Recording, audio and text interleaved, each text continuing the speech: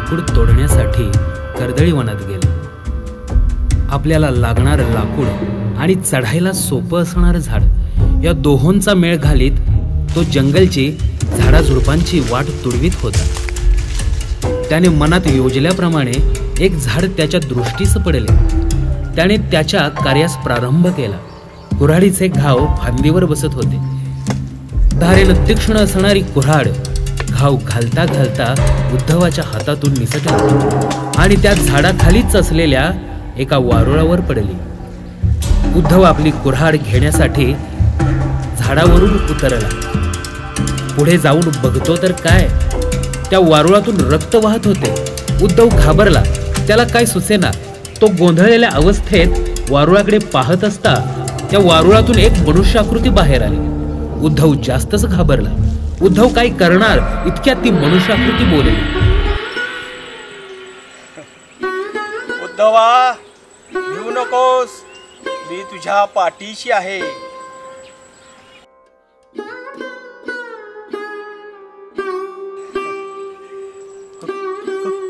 कोण कोण आपण स्वामी? अरे अरे तुझ्या प्रश्नातच उत्तर आहे. मी समजलं नाही. तू स्वामी म्हणालास ना?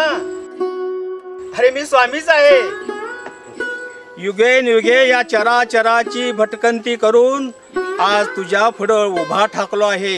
अरे आजपासून माझं वेगळं पर्व सुरू झालंय. मला या वारुळातून बाहेर आणलंस. इतिहास तुला कायम लक्षात ठेवेल. भेऊ नकोस, मी तुझ्या पाठीशी आहे. स्वामी, माझं जीवन सफल झालं, सार्थक झालं. 350 वर्ष तपश्चर्या पूर्ण करून ब्रह्मांड नायक, तिन्ही जगाचा स्वामी, अजान बाहू श्री स्वामी समर्थ लोक कल्याणासाठी सज्ज झाले. 350 वर्ष वारुळात राहून आता अवतार सिद्ध करण्यासाठी इहलोकी अवतरले आणि अक्कलकोटी निवासी झाले.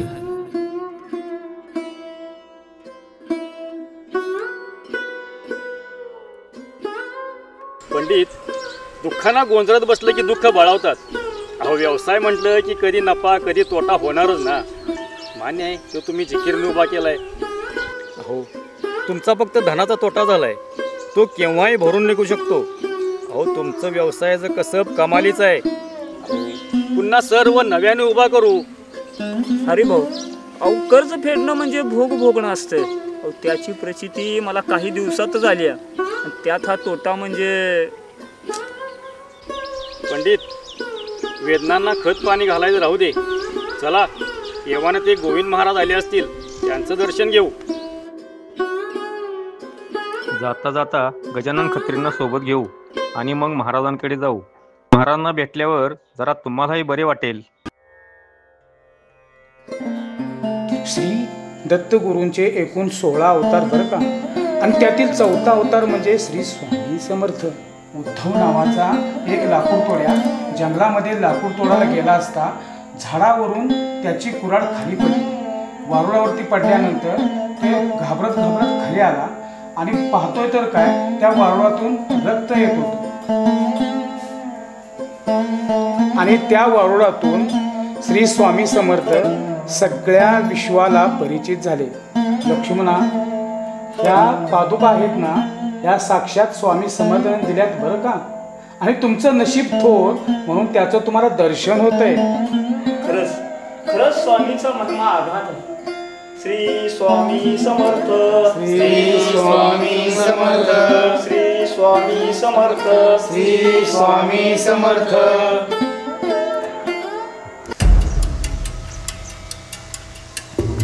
अहो पंडित, फेऱ्या का मारताय? काय झालंय? अहो थांबा थोडा वेळ, बघा तुम्हीच.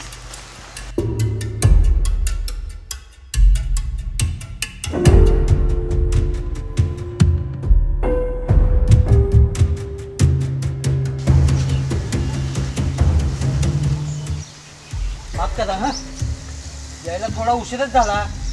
बरं, जास्त वेळ न घालवता डायरेक्ट मुद्द्यावरच येतो. अहो, अप्पू व्यवसाय करणारा एक जण माझ्या संपर्कात आहे. आणि हो, या व्यवसायामध्ये पैसे गुंतवले की दुप्पट नाही तर तिप्पट फायदा मिळवून देतात.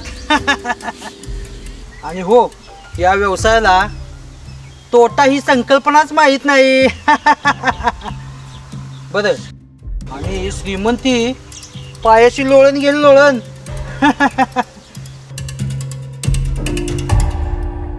बरं, 2 दिवसांनी माझी त्यांच्याबरोबर बोलणी आहे. तोपर्यंत जुळणी तेवढी करा. येतो मी. हे घ्या, आधीच कर्ज आहे त्यात कर्जबाजारी झालोय. अहो, ह्या दोघांनी पण काही ना काही विकून घाण ठेवून हे पैसे आणलेत.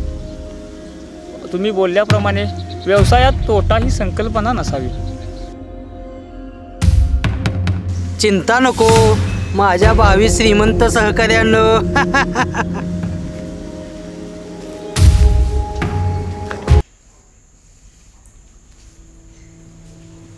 महाराज, नियतीनं पुन्हा फाशी आमच्या विरोधात टाकले. आमचे डाव आमच्या चांगले आले. आम्ही काय करावं, कुठं जावं? भिवू नका, तो तुमच्या पाठीशी आहे. देवघरातील स्वामींच्या पादुका म्हणजे साक्षात स्वामी आहेत. ते करतील तुमच्या मनासारखं. हो हो हो हो हो, थांबा थांबा थांबा. अभिनंदन अभिनंदन. हो, तुम्हा तिघांचंही अभिनंदन. अहो, अभिनंदन कसलं करताय? इतक्या दिवस कुठं होता हो तुम्ही? अहो, तुमच्या सांगण्यावरून आम्ही सट्टा खेळला खरा, पण श्रीमंत होण्याऐवजी कफल्लक झालो कफल्लक. आणि कफल्लक होणे ही काय अभिनंदनाची गोष्ट आहे का? हो, अभिनंदनाचीच बाब आहे. म्हणून तुम्हा तिघांचेही अभिनंदन. अहो, यशस्वी लोकांचे अभिनंदन करणे ही आपली संस्कृती आहे. म्हणून तुम्हा तिघांचेही अभिनंदन. आणि हे घ्या तुमचे 2000 रुपये. अहो, तुम्ही श्रीमंत झालात, कपल्लक नाहीत. अहो, अप्पूचे भाऊ गगनाला भिडले आणि त्यातून झालेल्या नफ्याचे हे 2000 रुपये. आणि पंडितजी, मी तुम्हाला म्हणालो होतो ना, या व्यवसायाला तोटा ही संकल्पनाच नाही. बरीच कामे आहेत, येतो मी.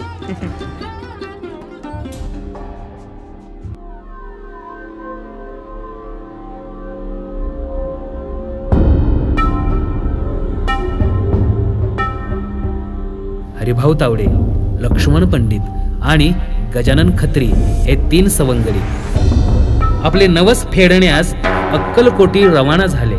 आणि तिथे जाताच स्वामींच्या अद्वितीय शक्तीची त्यांना प्रचिती आली.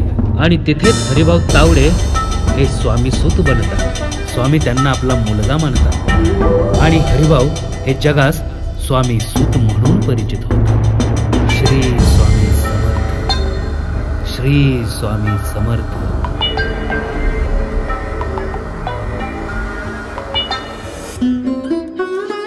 कुणी माझं वाईट करेल ते त्याचं कर्म. मी कुणाचं वाईट करणार नाही, हा माझा धर्म.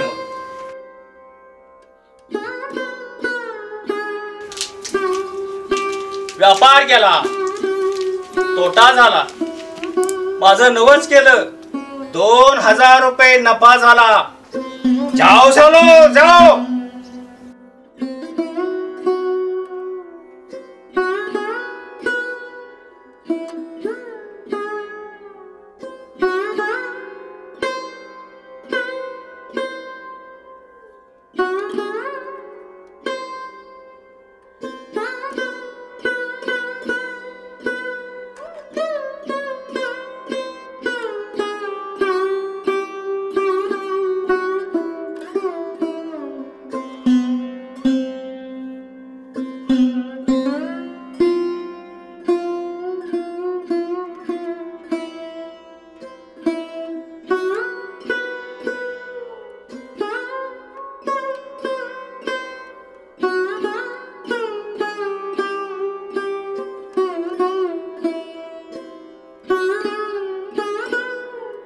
स्वामी, रात्री चोराने आमची सर्व कपडे चोरून नेली.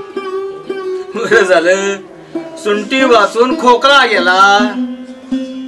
आम्ही समजलो नाही स्वामी. जे ज्याला हवा आहे ते त्याला मिळतं. आणि जो जी गोष्ट जास्त जपतो तीच त्याला सोडून जाते. गेलेल्या गोष्टीचा विचार करू नये. जे तुझ्या जवळ आहे ते तुझं आहे. ते तुझ्याशिवाय दुसरं कोणाचंच नाही. भिऊ नकोस, मी तुझ्या पाठीशी आहे. एक काम कर, बाजारात जा आणि एक धोतर विकत घे आणि डोक्याला बांध. तू रुमाल विकत घे आणि डोक्याला बांध. चला निघा.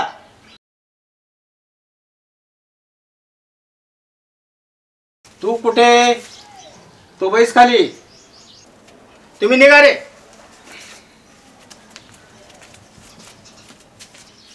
स्वामी, त्या दोघांना उपाय सांगितलात, पण माझ्यासाठी काय उपाय? अहो, माझे पण कपडे चोरीला गेलेत ना. तुझ्यासाठी मी आहे. भिवू नको, मी तुझ्या पाठीशी आहे. तू माझा सूत बन. सोड सगळी मोहमाया, त्यागून दे ऐहिक सुख आणि बन माझा सूत. स्वामी, माझी बायको, माझी मुलं, अहो त्यांनी माझ्याशिवाय जीवन कसं व्यतीत करायचं? माझ्याशिवाय कोण आहे हो त्यांना? ज्यानं जन्माला घातलंय तो आहे आणि कुणाचं कुणा वाचून नडत नसतं. सूत हो माझा. स्वामी,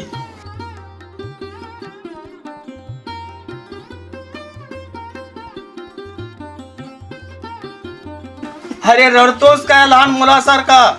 आपण केलेल्या कर्माचं फलित हे मिळणारच.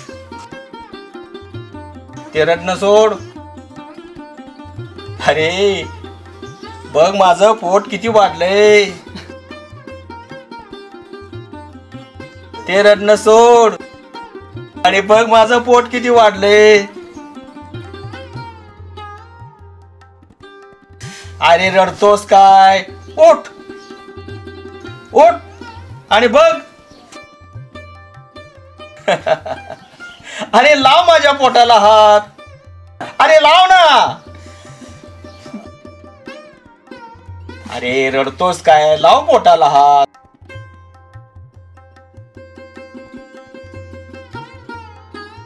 अरे लाव लाव पोटाला हात लाव.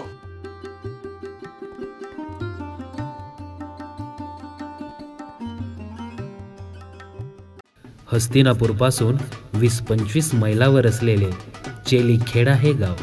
आपला भाऊ व भाऊजया याच्या सोबत एक 8-9 वर्षाचा लहान मुलगा विजय सिंह राहत होता.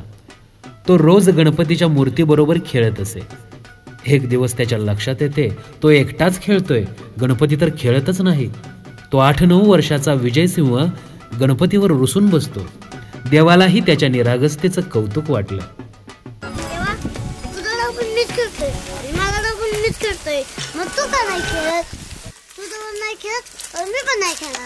त्याच दरम्यान श्री दत्तगुरु अवतार घेणार होते आणि त्यांनी निमित्त शोधलं ते म्हणजे विजय सिंह.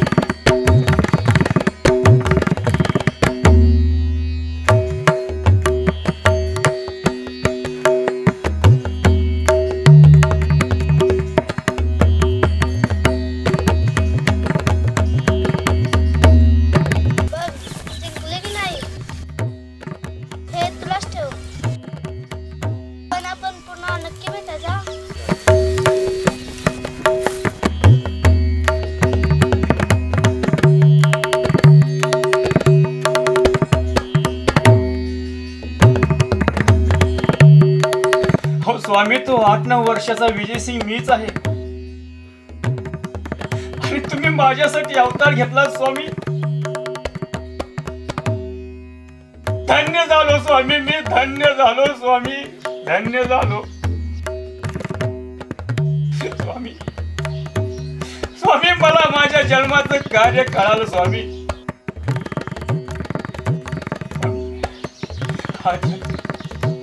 हा जन्म तुम्हाला अर्पण स्वामी, हा जन्म तुम्हाला अर्पण.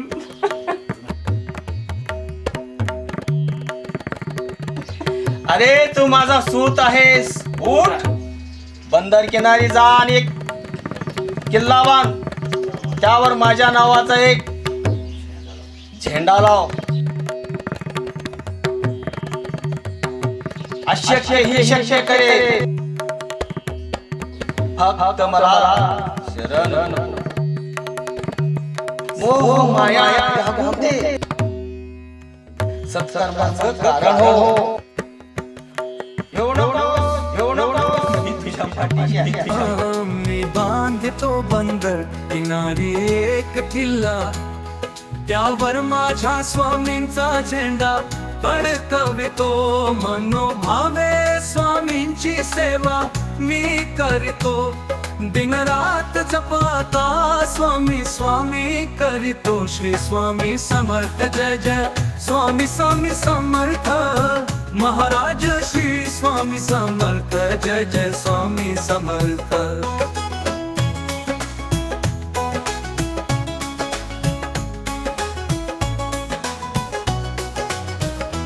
महाराज श्री स्वामी समर्थ जय जय जय जय स्वामी समर्थ. महाराज श्री स्वामी समर्थ जय जय जय जय स्वामी समर्थ. हरिभाऊ म्हणजेच स्वामी सुतांना पूर्वजन्माचे आठवते व त्यांच्यामुळेच स्वामींनी अवतार घेतला. जन्म सार्थकी लागल्याच्या सुखानं त्यांनीच स्वामी समर्थांचा प्रकट दिन साजरा करण्याची पद्धत सुरू केली.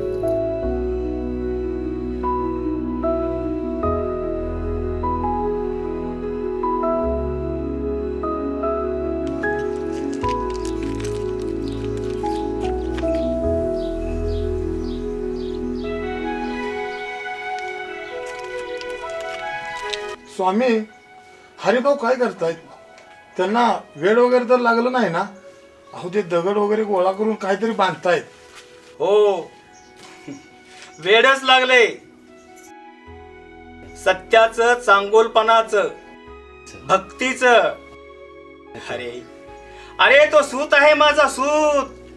माझं बाळ जे करतय ते माझ्यासाठीच करतय.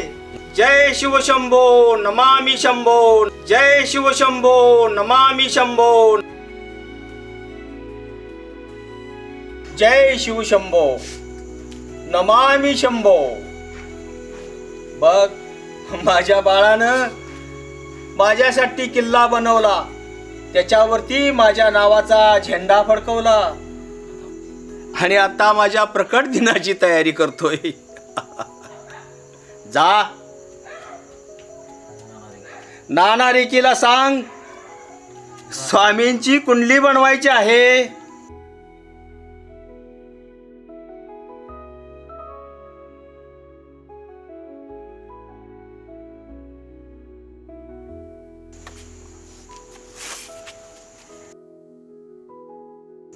अक्कलकोट निवासी श्री स्वामी समर्थांची कुंडली पुढील प्रमाणे. रास मेष. जन्मकाळ बहुधान्य संवत्सरे 1071. चैत्र शुद्ध द्वितीया. नक्षत्र अश्विनी. चरण दुसरे.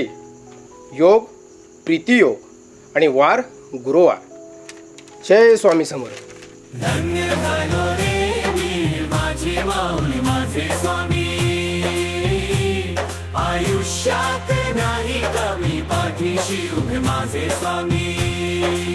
स्वामींची करू मी पूजा जीवनाचा मार्ग साजा. मनात स्वामी भक्ती स्वामींची अपार शक्ती. हरिभाऊंच्या भक्तीची, श्री स्वामी समर्थांच्या अवताराची ही गोष्ट इथेच नाही संपत, पण त्यांच्या प्रकट दिनाच्या पहिल्या सोहळ्याची कथा मात्र इथे संपते.